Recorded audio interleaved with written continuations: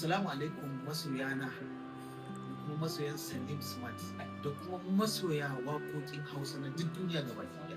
Ina so in gaya muku cewa zama cikin shiri domin ranar 1 ga watan Janairu Salim zai saka album ɗin shi mai zafi mai suna Gari Ya waye.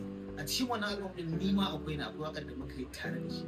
Saboda haka kada ku bari na so in rera muku amma ba zan rera muku ba sai dai kun saurara a cikin wannan album ɗin suna Gari Ya waye. Muna godiya sai mun ji daga